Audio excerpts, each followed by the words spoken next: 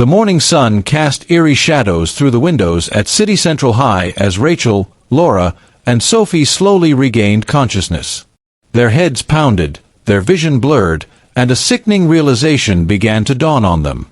The trusted student they had mentored, the charming young man who had won their hearts with his helpful nature, had committed the unthinkable. Matt Davidson, the school's golden boy, had drugged and assaulted all three of them in what would become the most shocking scandal in City Central High's history. But how did it come to this? How did three intelligent, capable young women fall victim to someone they thought they could trust?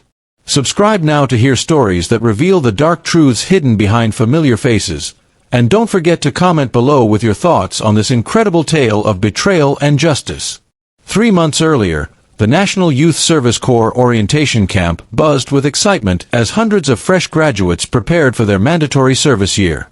Among them were Rachel Adebayo, Laura Okafor, and Sophie Mensah, three remarkable young women who had just completed their education degrees and were eager to make their mark on the world. Rachel, with her wire-rimmed glasses and determined expression, had always dreamed of transforming lives through education. She carried herself with quiet confidence, her notebook constantly in hand as she jotted down innovative teaching methods she wanted to try. Her friends often joked that she was born to teach, having tutored classmates since her teenage years. Laura was the complete opposite, vibrant, energetic, and always ready with a joke or encouraging word. Her infectious laughter could brighten any room, and her ability to connect with people made her a natural mentor. She approached teaching like a performance, believing that learning should be fun and engaging. Sophie, the thoughtful observer of the group, possessed an almost maternal instinct when it came to nurturing young minds. She had a gentle way of speaking that made even the most troubled students feel heard and understood. Her psychology background gave her unique insights into adolescent behavior that would prove both valuable and tragically naive. Their posting to City Central High felt like destiny. The prestigious institution was known for producing some of the country's brightest minds, and the three friends were thrilled to be assigned there together. The school's reputation for excellence meant they would be working with motivated students and experienced faculty members who could help them grow as educators. Principal Mrs. Adaora Okoro welcomed them warmly during orientation week. "You three come highly recommended," she said with a smile that put them at ease. City Central has always prided itself on nurturing both students and staff. I have no doubt you'll find your place here quickly. The school was everything they had hoped for: modern facilities, well-equipped classrooms, and a diverse student body that reflected the city's cosmopolitan nature. As they settled into their roles, each woman found her niche. Rachel took on advanced mathematics, Laura embraced English literature, and Sophie was assigned to the guidance and counseling department. Among the student body at City Central High, one name stood out above all others: Matt Davidson. At 17, he possessed the kind of natural charisma that made teachers smile when he entered their classrooms and caused fellow students to gravitate toward him like moths to a flame. Matt was undeniably handsome, tall and athletic with an easy smile that never seemed forced.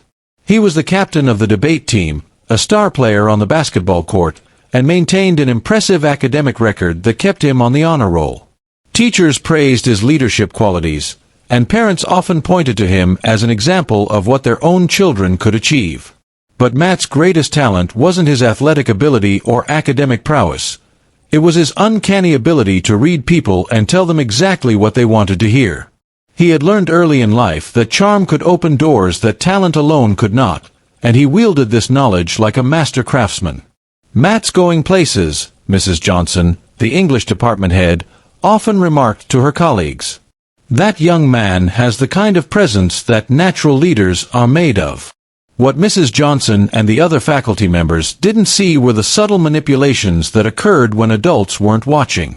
Matt had perfected the art of maintaining his golden boy image while exercising a different kind of influence over his peers. He knew which students were struggling academically and offered his help for a price. He understood who felt lonely or insecure and provided companionship that came with unspoken expectations. Matt had built an invisible network of favors and obligations that made him one of the most powerful students in the school, despite having no official authority beyond his student council position. His methods were sophisticated for a teenager. He never asked for anything outright. Instead, he created situations where people felt indebted to him. A struggling student would find their homework mysteriously easier after Matt's tutoring sessions. A lonely classmate would discover they were suddenly invited to exclusive parties. A teacher dealing with classroom management issues would find that students behaved better when Matt was around to help.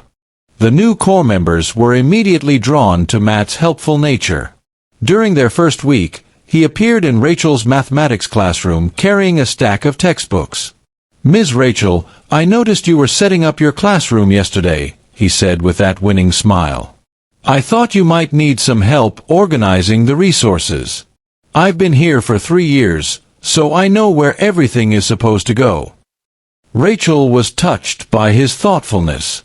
"That's incredibly kind of you, Matt. I was wondering how to arrange everything effectively." "It's my pleasure," Matt replied, already moving to help. "I believe education is a partnership between students and teachers. We're all here to learn from each other." Similar interactions occurred with Laura and Sophie. Matt seemed to appear whenever they needed assistance, always ready with helpful suggestions or volunteer labor. He spoke knowledgeably about the school's culture, offered insights about difficult students, and even provided tips about navigating the administration's preferences. Over the following weeks, Matt systematically endeared himself to all 3 corps members through carefully calculated acts of kindness and support. His approach was methodical, targeting each woman's individual personality and professional needs. With Rachel, he focused on academic excellence and innovative teaching methods. He would linger after mathematics class to discuss complex problem-solving approaches, sharing insights about which teaching techniques worked best with different types of learners. Rachel was impressed by his mature perspective on education and began treating him more like a teaching assistant than a regular student. "You know, Matt has some brilliant ideas about making abstract mathematical concepts more accessible," Rachel confided to her friends during lunch. "He suggested using real-world financial scenarios to teach algebra, and my students are responding much better than they did to traditional word problems." Laura experienced Matt's charm through his apparent passion for literature and creative expression. He volunteered to help with the school's drama production, demonstrating surprising depth in his understanding of character development and storytelling. When Laura mentioned struggling to engage reluctant readers, Matt organized informal book discussion groups that met during lunch periods. "I've never seen students so excited about reading," Laura gushed to her roommates.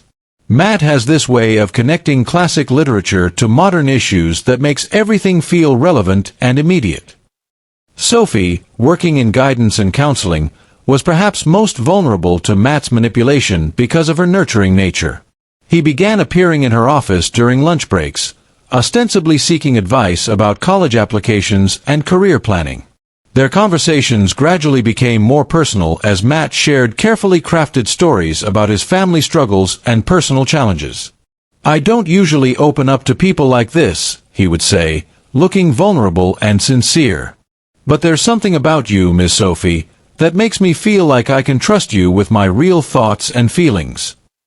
These conversations created a false sense of intimacy that made Sophie feel special and trusted. She began to see Matt not just as a student, but as a young man who needed her guidance and support. The professional boundaries that should have protected her became blurred by what felt like a meaningful mentoring relationship. Matt's manipulation extended beyond individual relationships to public demonstrations of his character. He organized charity drives, volunteered for community service projects, and even started a peer tutoring program that helped struggling students improve their grades. These activities served the dual purpose of enhancing his reputation while providing him with access to vulnerable students who might be useful to him later. The 3 corps members found themselves relying on Matt more and more. When Rachel needed help setting up laboratory equipment for a math demonstration, Matt was there. When Laura wanted to organize a poetry reading event, Matt handled the logistics. When Sophie needed student volunteers for a mental health awareness campaign, Matt recruited an enthusiastic team. "We're so lucky to have Matt in our classes," the women would often tell each other. "He's going to be a remarkable leader someday." None of them realized that Matt's helpfulness came with invisible strings attached. Every favor he provided, every problem he solved, every moment of support he offered was carefully calculated to build a sense of obligation and trust that he fully intended to exploit. By the end of the second month, Matt felt confident that he had established the necessary level of trust and dependency with all three core members. They saw him as mature, helpful, and trustworthy. Exactly the image he had worked so hard to cultivate. Now it was time to execute the plan that had been forming in his mind since their first interactions. Matt chose his timing carefully. The school's mid-semester break provided the perfect opportunity, as most students and faculty would be away, leaving the campus relatively empty. He had convinced the administration to let him use the school facilities to work on a special project, citing his excellent track record and the recommendation of several teachers. The plan required careful coordination and precise timing. Matt had observed each woman's routines and identified their individual vulnerabilities. Rachel's dedication to her students meant she often stayed late to prepare lessons. Laura's social nature made her responsive to invitations for informal meetings. Sophie's counseling background made her naturally inclined to help when someone appeared to be in distress. On a Friday afternoon, Matt began implementing his scheme. He had prepared 3 different scenarios, each tailored to appeal to a specific core member's personality and professional interests. For Rachel, he sent a text message explaining that he had discovered some concerning discrepancies in the school's mathematics curriculum that might be affecting student performance. He asked if she could meet him in her classroom that evening to review the materials, emphasizing the urgent nature of the situation and his respect for her expertise. Rachel, always committed to her students' success, immediately agreed to the meeting despite her exhaustion from a long week of teaching. Laura received a different message. Matt claimed that he had been working with a group of students on a surprise appreciation event for the core members and needed her input on the literary aspects of the presentation. He suggested meeting in the school's small conference room to discuss the details privately, playing to her love of surprises and her desire to be helpful. Sophie's invitation was perhaps the most manipulative. Matt sent her a message expressing deep concern about a friend who was struggling with serious personal issues and might be at risk of self-harm. He asked if she could meet him in the guidance office that evening to discuss intervention strategies, knowing that her professional training and caring nature would make it impossible for her to refuse such a request. Each woman received their invitation separately and had no reason to discuss it with the others. Matt had been careful to schedule the meetings at different times and in different locations, ensuring that none of them would encounter each other and potentially compare notes. As the evening approached, Matt made his final preparations. He had acquired sedatives through connections in his network, students whose parents' medicine cabinets provided access to prescription drugs that could be repurposed for darker intentions. The substances were tasteless when dissolved in flavored beverages, and the dosages were calculated to incapacitate without causing immediate medical emergencies. Rachel arrived first, at 6 p.m. sharp, her arms full of lesson plans and assessment materials. The school felt different in the evening, quieter, with longer shadows cast by the hallway lighting. She made her way to her classroom, where she found Matt already waiting with what appeared to be a stack of curriculum documents spread across her desk. "Ms. Rachel, thank you so much for coming," Matt said, standing as she entered. "I know how busy you are, but I think this is really important." "Of course, Matt. You mentioned discrepancies in the curriculum." Matt launched into a sophisticated explanation about gaps between grade-level expectations and actual learning outcomes, referencing specific lesson plans and assessment data. His presentation was impressive and detailed, demonstrating the kind of analytical thinking that had always impressed Rachel about this particular student. "I brought us some refreshments," Matt said, gesturing to 2 glasses of fruit punch on the side table. "I thought we might be here for a while working through all of this." Rachel accepted the drink gratefully, touched by Matt's thoughtfulness. The punch was sweet and cold, exactly what she needed after a long day. As they worked through the documents, she found herself feeling increasingly drowsy, which she attributed to exhaustion from her demanding schedule. 20 minutes later, Rachel's vision began to blur, and her words became slurred. The last thing she remembered was Matt's face changing from helpful concern to something cold and calculating as darkness overtook her. Laura arrived at 7:30 p.m., excited about the surprise event Matt had described. She had always appreciated students who took initiative, and the idea of being honored by her pupils touched her heart deeply. "Matt, this is so thoughtful of you and the other students," she said as she entered the conference room where Matt had arranged chairs around a small table set with documents and refreshments. "We wanted to do something special," Matt replied smoothly.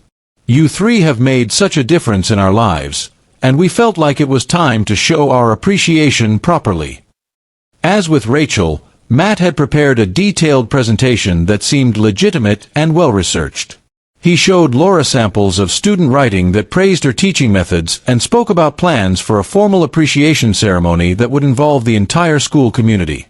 The drugged beverage had the same effect on Laura as it had on Rachel. By 8 p.m., she was unconscious in the conference room, vulnerable to Matt's predatory intentions. Sophie arrived at 8:30 p.m., deeply concerned about the student Matt had described as being in crisis. Her professional training had taught her to take any mention of self-harm seriously, and she had cancelled her evening plans to respond to what she believed was an emergency situation. "Thank you for coming, Ms. Sophie," Matt said as she entered the guidance office. "I'm really worried about my friend, and I didn't know who else to turn to." Sophie immediately shifted into counselor mode, asking probing questions about the student situation and offering to involve additional resources if necessary. Matt's responses were carefully crafted to sound realistic while avoiding any details that could later be verified. "Here, I brought you some tea," Matt offered. "I know you prefer it to coffee, and I thought it might help you relax while we figure out the best way to help." Sophie accepted the tea without hesitation, focused entirely on the supposed crisis and Matt's apparent distress. Like the others, she succumbed to the sedatives within minutes, never suspecting the true nature of the situation. Over the next several hours, Matt carried out his horrific plan, assaulting each of the three women who had trusted him completely. He violated their bodies and their trust, leaving them unconscious and alone to discover the extent of his betrayal when they eventually awoke. The next morning, Rachel, Laura, and Sophie each woke up in different locations throughout the school, their clothes disheveled and their bodies aching with the unmistakable evidence of what had been done to them. The realization hit each woman like a physical blow. Matt had drugged and assaulted them all. Within hours, all three had reported the assaults to police. The investigation moved swiftly as Detective Williams recognized the sophisticated planning behind Matt's crimes. Security footage, medical evidence, and witness testimonies painted a clear picture of premeditated assault. Matt was arrested at his home 3 days later. The Golden Boy facade crumbled instantly when faced with overwhelming evidence. In a desperate attempt to maintain his innocence, he claimed the encounters were consensual, but the medical examinations and toxicology reports told a different story entirely. The trial lasted only 2 weeks. Matt's defense crumbled under the weight of physical evidence, witness testimony, and his own arrogant attempts to manipulate the jury. Additional victims came forward during the proceedings, revealing a pattern of predatory behavior that had been overlooked for years. Judge Patricia Williams showed no mercy during sentencing. "Mr. Davidson, you systematically exploited the trust of educators who dedicated their lives to serving others. Your actions have devastated not only your victims but the entire community that believed in you." Matt received 15 years in prison with no possibility of parole for 7 years. He was also required to register as a sex offender for life. Rachel, Laura, and Sophie channeled their trauma into action, establishing safety programs that were implemented across the school district. Their courage in coming forward prevented other potential victims and created lasting change in how schools approach student-teacher relationships and safety protocols. This tale serves as a powerful reminder that predators often wear masks of charm and respectability. Matt's story teaches us that trust must be earned through consistent actions, not grand gestures or manipulative kindness.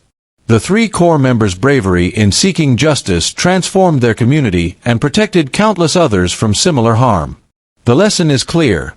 When someone seems too helpful, too charming, or too good to be true, we must trust our instincts and maintain appropriate boundaries. Institutions must believe victims, investigate concerns thoroughly, and prioritize safety over reputation. Most importantly, survivors of such betrayals are not defined by what was done to them, but by how they choose to respond. Rachel, Laura, and Sophie proved that even in our darkest moments, we have the power to create light for others. If this story moved you or taught you something valuable, please like this video and subscribe for more powerful tales that reveal important truths. Comment below and share your thoughts on how we can better protect the vulnerable in our communities. Remember, trust wisely, speak up when something feels wrong, and never underestimate the power of survivors to create change.